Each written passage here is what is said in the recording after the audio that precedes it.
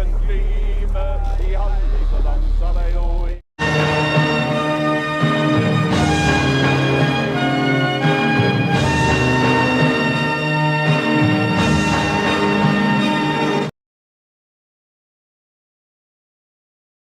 We are living way beyond our means.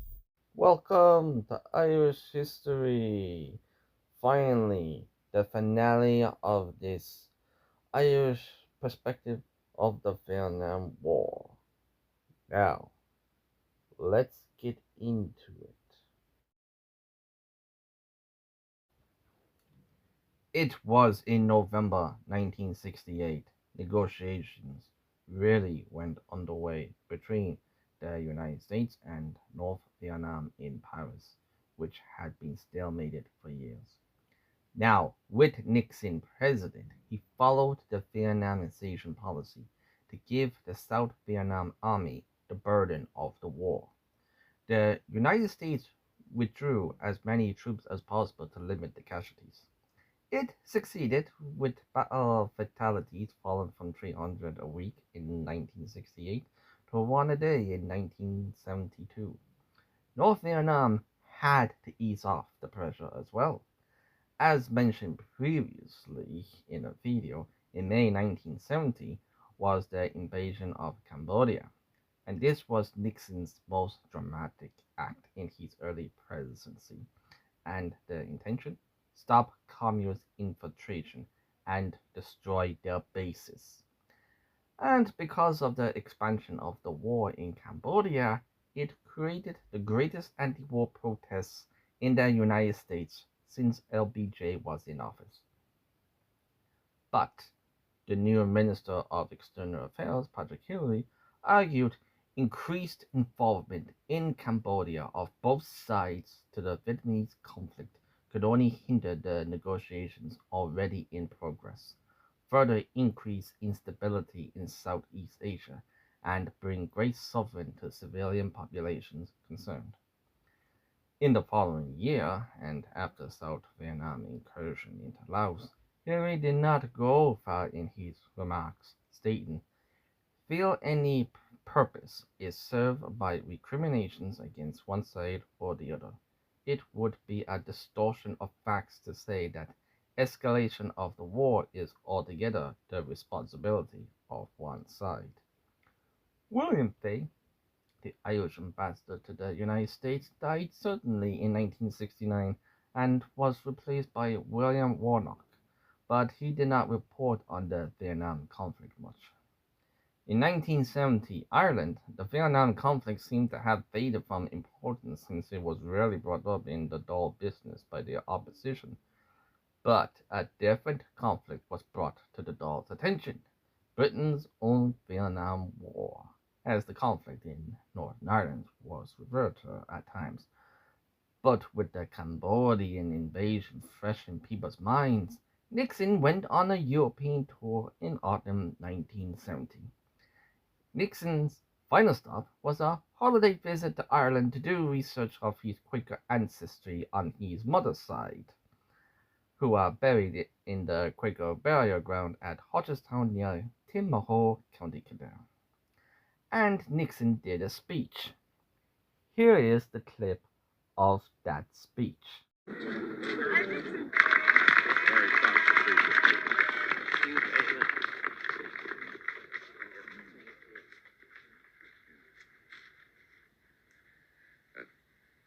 As Jessamine West, who has written so eloquently about the background of our family, has said, the Quakers have a passion for peace.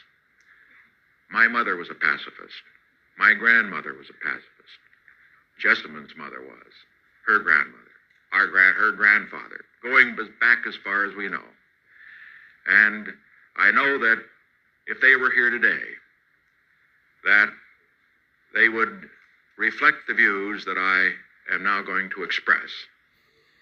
Their greatest desire for anyone in their family who held any office would be whether he could make a contribution to peace.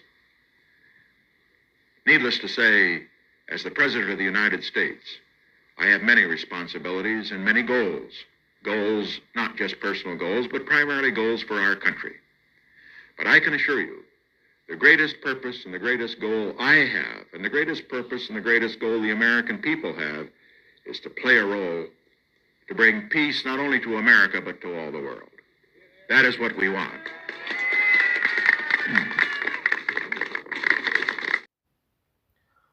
But Conor Cruz O'Brien, at the time Labour TD, in his opinion, Mr. Nixon's sole object on this visit is to drum up electoral support for the Republicans in the congressional election year. He means to do so in two ways. First, and mainly, by working the Hop and Leprechaun circuit, but also showing concern about peace while continuing to wage war. Now, after leaving Timber Hole, Nixon went to Cadelltown to see Irish dancing with his wife. After that, Nixon went to Dublin and visited the President of Ireland, Eamon de Valera. Then Nixon went through Dublin, but while in the car, a man ran to the car to throw an egg at it. And here is that clip.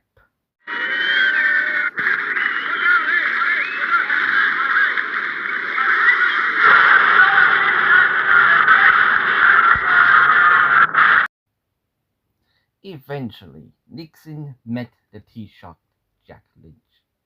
Did Lynch mention the Vietnam War to Nixon? Hugh McCann, Secretary of External Affairs, advised Lynch Vietnam is considered an American issue, and it's unlikely it wouldn't be encouraged to be raised by anyone. But if it is raised, it be done in private. After that, Nixon and his missus hopped on Air Force One and left Ireland.